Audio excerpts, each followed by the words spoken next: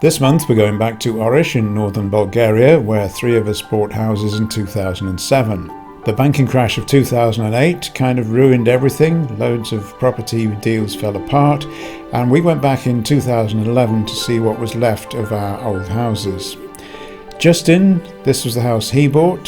This was the last time he ever went there. He obviously decided he wasn't going to keep it going. Colin, you've seen Colins House before. This has now been done up, but this is what we saw in 2011, where the farm animals are roaming free on this site. And let's face it, you couldn't blame the neighbour for doing this, because this is three English people who haven't been seen in the village for 4 years and nobody knew what was going on. We were back, well, two of us were anyway, and Colin did actually do up this house, but it's interesting to see how it looked in 2011 and how much land there is.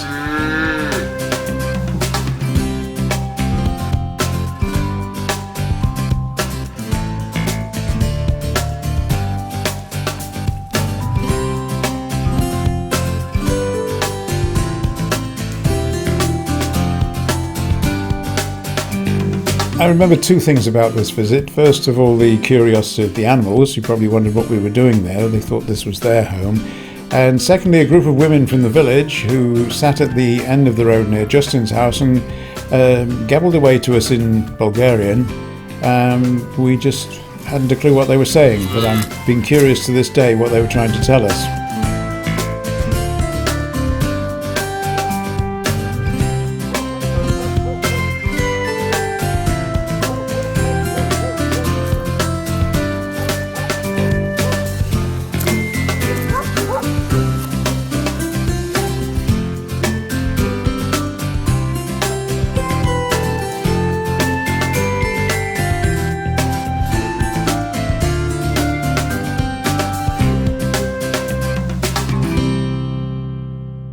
And so from Colins House to my house, the house on the hill by the cemetery, with the great views across the village. Now, I only had a very quick look round this property in 2007, so we were back 4 years later to have a better look round.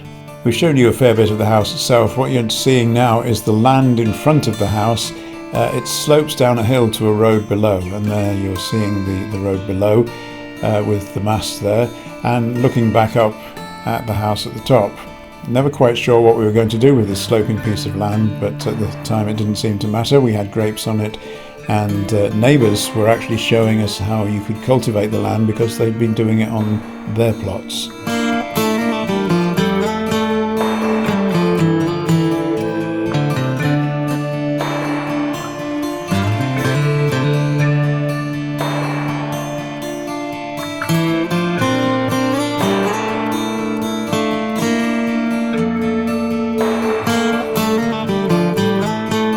In 2011, this house was still fairly sound, but one of the interior walls just inside the front door had started to collapse. Those of you who watch regularly will know that was just the start of things, and the house did in fact completely collapse in the end, with the exception of the annex. Now, at this time, pretty much all the window and door frames were still in. We discovered a number of interesting bits and pieces, and this is the visit on which I identified the annex that I later called the West Wing Annex as the bit that was worth developing first. Holiday suite with the view across the village and across the garden this way. There's a wild animal in the garden, look.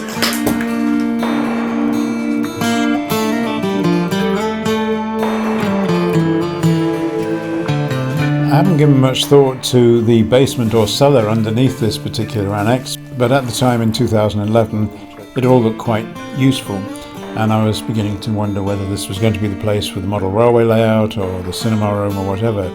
So this was the house that I had the plans for. Started to work on the west wing, put a new roof on it, and then as the main house fell down, it became apparent that nobody was going to be able to work on the site for us because of the hill it was on. Yeah, the roof on the annex is going.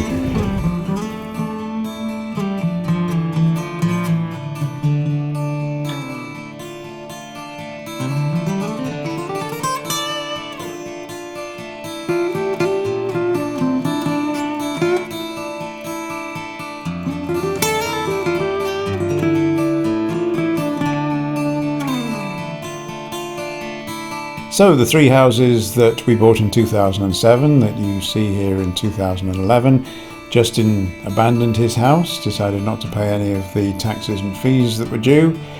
Colin did his up in 2018 and the bedroom became a living room and the storeroom became a bathroom. And me, well, I can't see a way forward with my house at the moment, so that's all we can do in 2020. Let's hope next year is a better year.